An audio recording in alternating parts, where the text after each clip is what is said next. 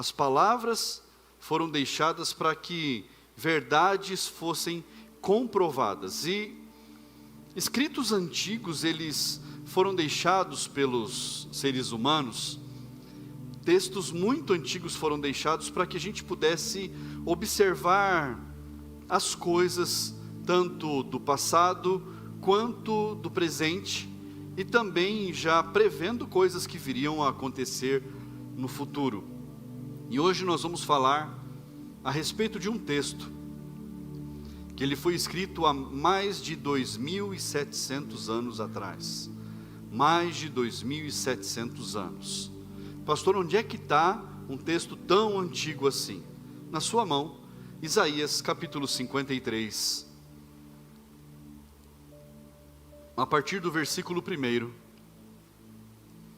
Isaías capítulo 53. A partir do versículo 1. Acompanhe comigo na sua Bíblia ou aqui na tela. Está escrito dessa forma: quem creu em nossa pregação, e a quem foi revelado o braço do Senhor, porque foi subindo como um renovo diante dele, e como raiz de uma terra seca. Não tinha boa aparência, nem formosura. Olhamos para ele, mas não havia nenhuma beleza que nos agradasse.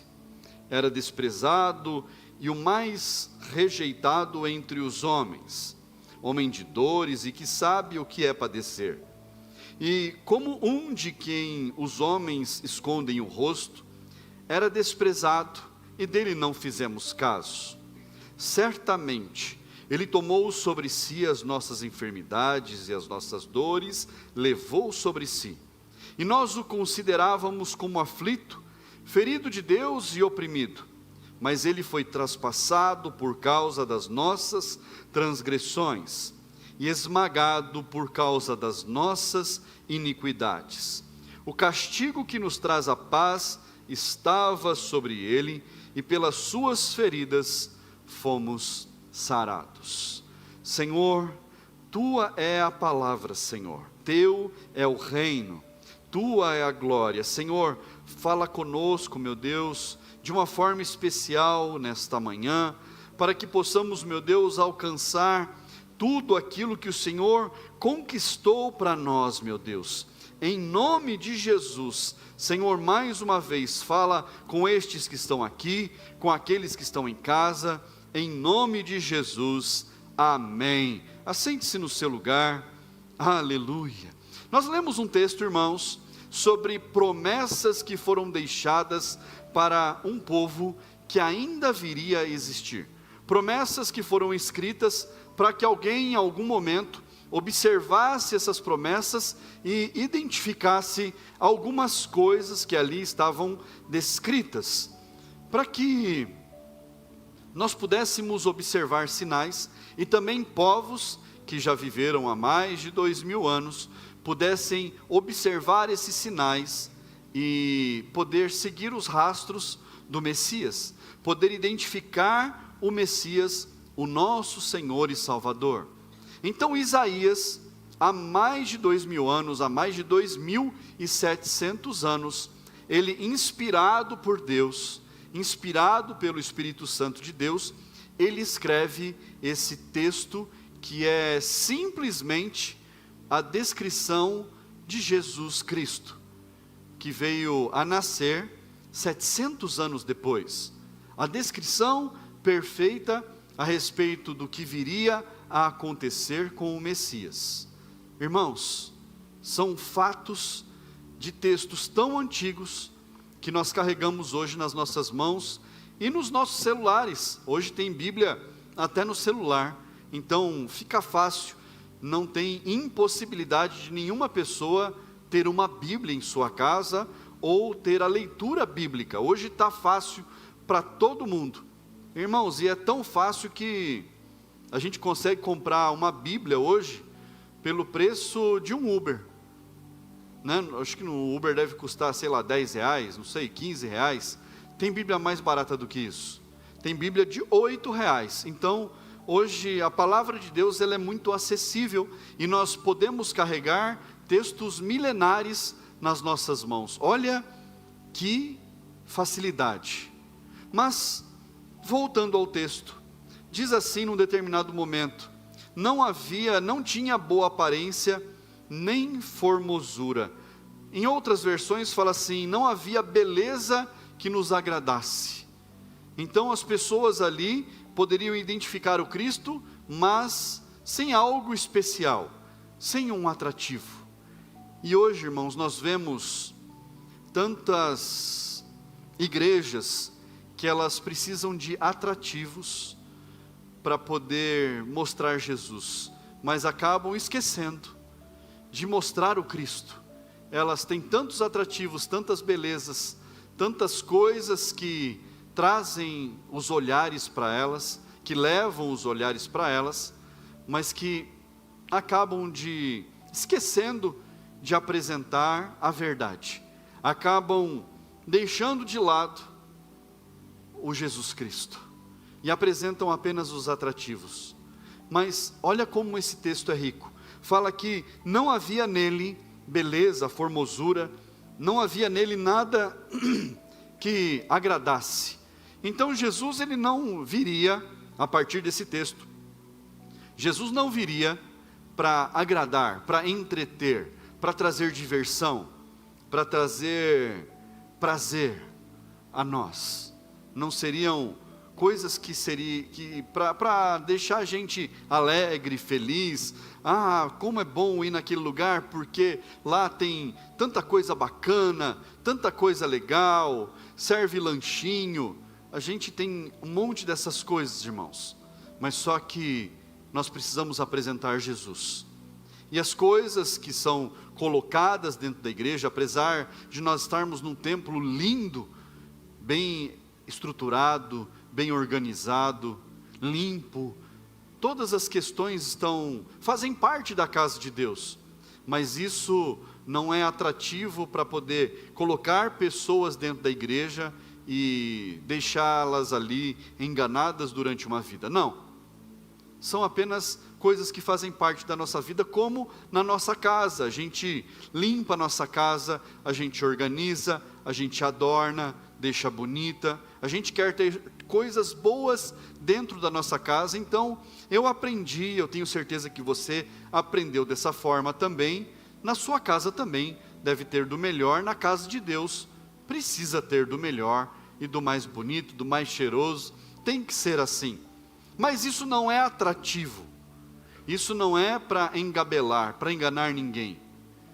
Mas nós precisamos identificar aqueles que apenas querem servir aperitivos, querem servir atrativos, querem apenas mostrar coisas belas, bonitas, e não apresentam Jesus. Então, quando nós lemos o texto, nós entendemos que ele não veio para atrair, não veio para entreter, não veio para causar alegria, prazer, senão para nos ensinar, para nos admoestar, para nos corrigir, para nos fazer entrar no reino dos céus. Então nele não havia beleza, formosura, nada que agradasse os nossos olhos. E aqui há uma grande chave, um grande segredo. As pessoas não identificavam Jesus onde ele estava, porque ele não era diferente dos outros. Era um homem como nós somos, era uma pessoa simples e comum como nós somos. Andava no meio das pessoas, ele não se destacava. Tanto é que para identificar Jesus, Judas precisou ir até ele, dar um beijo no rosto dele, para que os soldados pudessem identificar quem era o Cristo, quem era o Jesus, porque era uma pessoa comum como todos nós, não havia diferença nele. E o texto diz ainda que ele era desprezado e dele não fizemos caso, desprezado e o mais rejeitado entre os homens. Eles não se importaram com a presença de Jesus. Jesus estava andando, caminhando pela face da terra, e aqueles homens e mulheres que ali estavam, que viveram naquela época, que esbarraram com Jesus, que talvez ali ouviram falar de Jesus, não deram atenção, fizeram pouco caso dele, não se atentaram para aquilo que estava acontecendo. O próprio Deus, na face da terra, caminhando com a humanidade, não deram atenção para isso. E quantas pessoas hoje, irmãos, entram e saem das igrejas e não veem Jesus, não se encontram com Jesus, não dão atenção para aquilo que Jesus está fazendo, fazem pouco caso às vezes da atitude de Jesus, da ação de Jesus, do mover de Deus, das coisas que Deus faz dentro da igreja. Quantas pessoas entram e saem, irmãos, e a gente vê aos montes isso, e dentre esses aos montes que entram e saem, ficam alguns que entendem o reino, que compreendem Jesus, e que entendem que o caminhar com Cristo não é da noite para o dia, que as coisas não acontecem como num passe de mágicas. Os discípulos precisaram caminhar com Jesus por cerca de 3 anos, e depois de estarem andando ao lado de Jesus, ficaram ali cerca de 120 que foram discipulados por ele, que foram ensinados por ele, e ainda assim, depois de ouvirem todas as promessas, de tudo que Jesus faria, de tudo que viria a acontecer, ainda queriam ali se afastar. Ainda nós lemos no texto bíblico que alguns deles decidiram ali caminhar com os próprios pés, é claro, e seguirem os seus caminhos ao invés de seguir o caminho de Deus. Irmãos, está em todo lugar, inclusive nos primeiros, naqueles que estavam andando, caminhando ao lado dele, comendo na mesa com ele, dormindo às vezes perto ali dele. Até esses deixaram de lado a fé, deixaram de lado caminhar com Cristo. Agora imagina, nos dias de hoje, mais de 2000 anos, depois da vinda de Jesus na face da terra, as pessoas não esfriariam, não deixariam de caminhar com Ele. Por isso que nós que permanecemos, nós precisamos viver com Cristo intensamente, extrair daquilo que Jesus conquistou para nós o melhor que Ele nos deu, não por vantagem, não dessa forma, é claro, mas porque nós sabemos aquilo que Ele conquistou para nós, e nós sabemos aquilo que nós temos direito, e que nós podemos usufruir, e nós podemos usufruir de todas as bênçãos, de todas as promessas, identificar todos os sinais na palavra, e viver isso nas nossas vidas, e ter isso para as nossas vidas. O Senhor quer que nós vivamos o melhor dEle.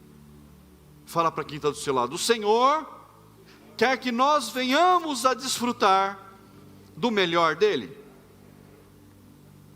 Ele tem o melhor para nós, irmãos. Mas dentro desse texto, eu quero identificar com você 4 conquistas. 4 conquistas que viriam a acontecer em Jesus, mas que eram previstas todos esses séculos antes. 4 conquistas, fala comigo, 4 conquistas. Essas 4 conquistas são para nós. Fala assim: essas 4 conquistas são para mim. Primeiro, olha só, Ele tomou sobre si as nossas enfermidades. 4 conquistas que aqui eram promessas, que hoje nós podemos ter sobre as nossas vidas, como promessas dEle para nós. Ele tomou sobre si as nossas enfermidades. O texto diz: certamente Ele tomou sobre si as nossas enfermidades. O que isso quer dizer? Que as enfermidades, aquilo que aflige a nossa vida, não faz parte da nossa vida. Pastor, então como é que isso não sai de mim? Como é que isso permanece na minha vida? Jesus disse, a palavra de Deus diz: um pouco mais e você vai vencer todas essas coisas. Um pouco mais e você vai superar todas essas coisas.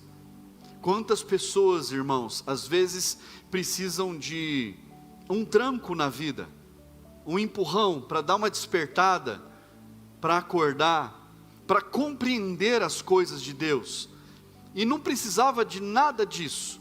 Às vezes, os nossos filhos, irmãos, precisam de um chacoalhão. E um chacoalhão, quando eu falo, não é agressão, mas é um chacoalhão para despertamento na vida.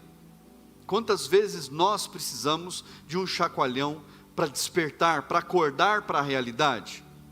É como um trabalhador, irmãos, que ele começa a se acostumar a chegar atrasado, a sair antes do horário, a não ir trabalhar de vez em quando, dar uma desculpinha para o chefe, falar, porque hoje não deu, porque aconteceu tal coisa e tal, e a pessoa começa a enrolar, a empurrar com a barriga, como se diz por aí.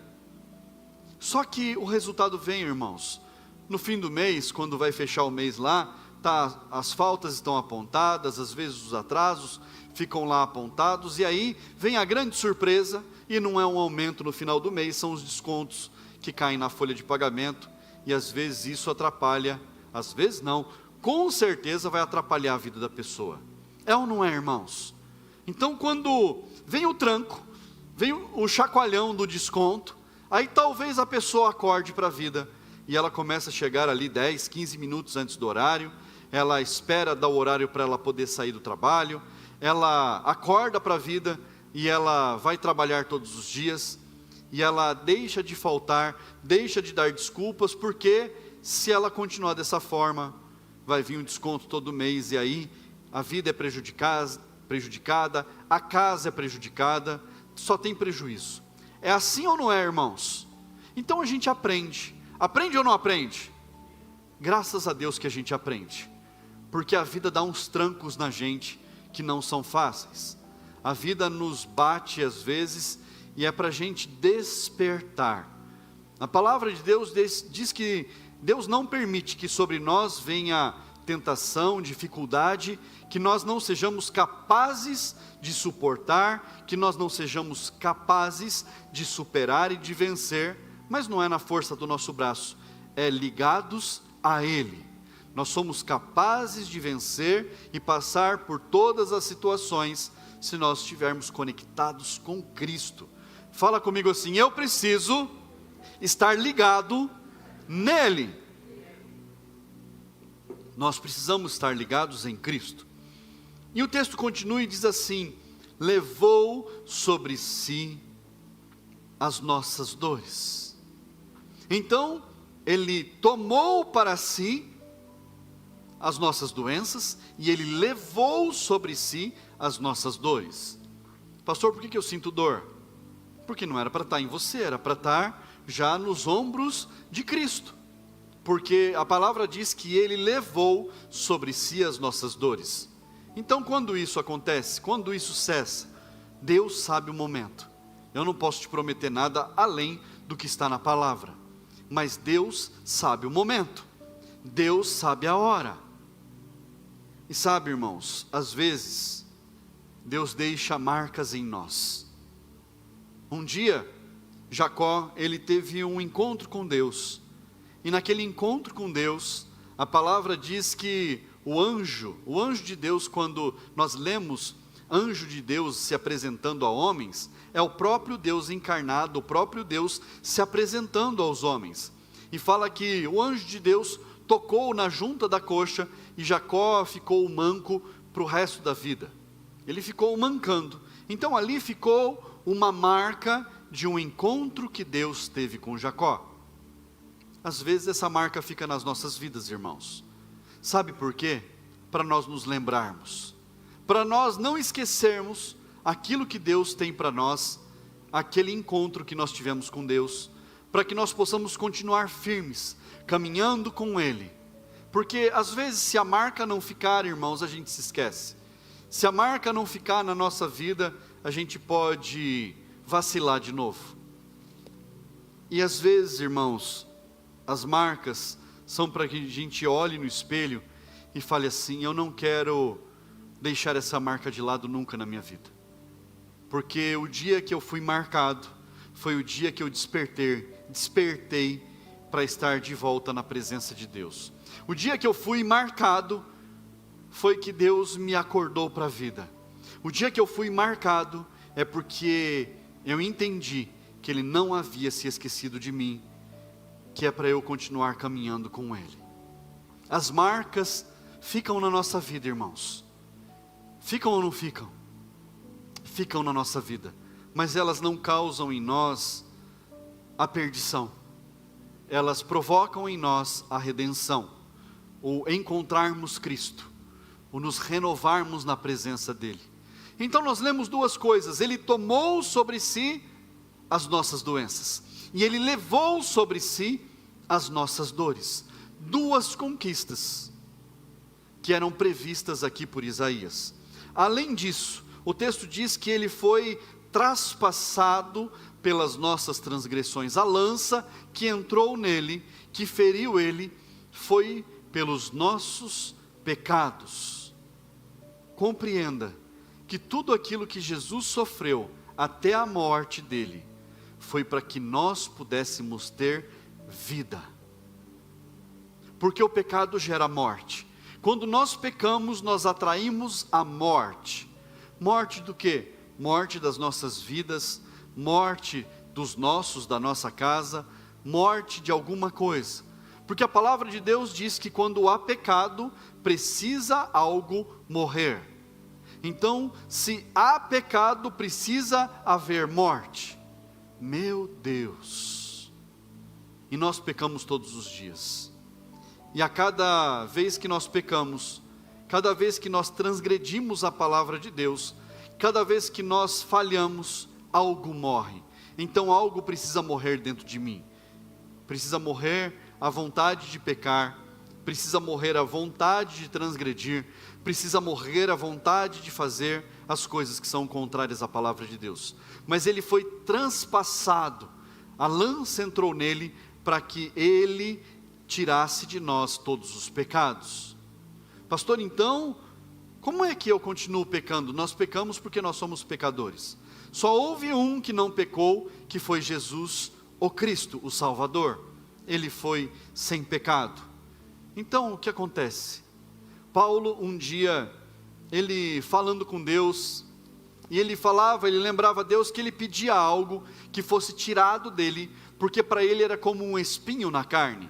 E há inúmeros pensamentos, inúmeros estudos a respeito do que é o espinho na carne de Paulo, mas em nenhum texto da palavra de Deus, nem na história que está registrada, se diz a respeito do que era esse espinho. Alguns dizem que era um pecado, outros dizem que, olha que absurdo, que era uma esposa que cutucava ele. Irmãos, independente do que era algo que incomodava. E o pecado incomoda. As coisas erradas na nossa vida nos incomodam. Nós sabemos que nós erramos e nós ficamos incomodados. E aí como é que faz? Deus falou para Paulo: Paulo, a minha graça te basta. O favor que você não merece, mas que eu te dou, é o suficiente para você. Então nós precisamos compreender que mesmo que nós erremos, nós precisamos buscar a graça do Senhor. Mesmo que nós possamos ser talvez o maior pecador da face da terra, Ele ainda nos vê, Ele ainda nos recebe e Ele nos purifica, nos limpa de todos os pecados, porque Ele foi transpassado pelas nossas transgressões. Por causa daquilo que nós erramos, Ele levou uma lança no corpo dele, para que nós pudéssemos ser limpos, para que nós pudéssemos ter vida, para que a nossa vida fosse transformada. E a palavra diz também que Ele foi esmagado pelas nossas iniquidades. Mas pastor, o corpo dele não foi quebrado, não, mas o esmagamento aqui são as dores, a surra, a vergonha. Quando nós passamos alguma vergonha, a gente não fica cabisbaixo, amoado, envergonhado no canto, com um sorriso amarelo no rosto, é porque nós somos esmagados. A vergonha que foi lançada sobre Cristo é para que as nossas iniquidades fossem anuladas. Pastor, mas pecado e iniquidade não é a mesma coisa? Não, pecado é o que transgride a palavra de Deus, aquilo que nos afasta do Senhor e gera morte em nós. Porque quando nós estamos próximos de Cristo, nós temos vida. Iniquidade o que é? É o contrário de equidade. Iniquidade é injustiça, equidade é justiça. Equidade é igualdade, iniquidade é desigualdade. Então, ele foi esmagado pelas injustiças que eu cometo. Que injustiça que eu cometo? Talvez eu tenha de sobra, eu não ajude meu irmão. É injusto? Sim. Ele que se vire. É injusto. Porque se Deus está transbordando na nossa vida, é para nós abençoarmos também o próximo. É para nós estendermos as mãos a quem tem necessidade. É para nós ajudarmos o próximo. Para nós abraçarmos o próximo e trazermos para perto. Falar, conta comigo. Conta comigo nessa hora. Nós estamos juntos. Você não vai ficar sozinho, você não vai ficar sozinha. Eu vou te ajudar. Colocar o alimento dentro de casa. Dar um suporte numa hora de necessidade. É nós ajudarmos dentro das nossas condições. E creia que quando você ajuda o próximo, Deus acrescenta na sua vida. Quando você é correto, quando você é justo, quando você faz aquilo que é certo, Deus acrescenta na sua vida. E nós podemos fazer o que é certo por esforço, por dedicação, por empenho. Mas se nós estivermos conectados com Cristo, o nosso empenho, o nosso esforço será muito menor. Será muito mais fácil fazer o que é certo, porque o Senhor habita dentro de nós. Então ele foi esmagado pelas nossas iniquidades. A nossa injustiça foi jogada sobre ele como vergonha. Foi lançada sobre Cristo como uma vergonha. Agora imagine, por aquilo que nós cometemos de injustiça, Jesus ficou amoado. Jesus ficou com o sorriso amarelo. Foi envergonhado por causa das nossas iniquidades. Tudo isso foi lançado sobre ele. Onde é que está isso? O cumprimento disso, lá em Mateus, Evangelho de Mateus, capítulo 8, versículo 16. Evangelho de Mateus, capítulo 8, versículo 16, diz assim: Ao cair da tarde, trouxeram a Jesus muitos endemoniados, e apenas com a palavra expulsou os espíritos, e curou todos os que estavam doentes, para se cumprir o que foi dito por meio do profeta Isaías: Ele mesmo tomou as nossas enfermidades e carregou as nossas doenças. Aqui, o Evangelho está citando o que foi escrito 700 anos antes. O que Isaías havia dito muito tempo antes. Muito tempo antes, o que havia sido previsto. Essas 4 conquistas, hoje nós podemos desfrutar delas. As 4 conquistas que Jesus tomou sobre a vida dele, levou sobre a vida dele, castigos, vergonhas, foram para que nós pudéssemos ter vida, foi para que você pudesse estar hoje de pé, foi para que você pudesse hoje estar na presença dele, foi para que você pudesse hoje ter uma casa, uma família, não ter morte, mas vida sobre você. Tudo isso foi conquistado por você, por mim e por você, por nós e pela nossa casa. O Senhor conquistou para nós todas as dores, as doenças, as transgressões, os pecados, as iniquidades, tudo na vida de Jesus, que não merecia nada disso, mas para que nós pudéssemos ser sarados, para que nós pudéssemos ser curados, para que nós pudéssemos ter o benefício sobre as nossas vidas. E Jesus, ele não mudou, irmãos. Hebreus 13:8, que é o lema da nossa igreja, o lema da igreja do Evangelho Quadrangular, diz assim: Jesus Cristo é o mesmo ontem, hoje e será eternamente. Ele não muda. Ele é o mesmo desde a fundação do mundo, desde o início das coisas. Ele era o mesmo quando ele estava na face da terra, e ele é o mesmo nos dias de hoje, e continuará sendo até a volta dele. Ele é o mesmo, e se ele é o mesmo, todos os que eram levados diante dele, com a palavra eram sarados, eram curados, recebiam sobre eles a cura, a transformação, o perdão dos pecados, a renovação sobre as suas vidas.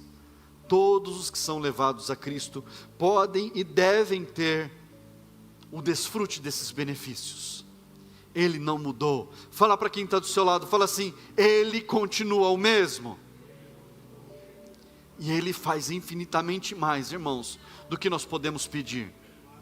Ele é o mesmo, Ele não mudou. E hoje, irmãos, o Senhor continua o mesmo, Ele não mudou. E hoje Ele quer transformar a sua vida, Ele quer mudar a sua história, Ele quer sarar as suas feridas, Ele quer arrancar as suas dores, Ele quer te transformar por completo, por honra do nome dEle, em nome de Jesus.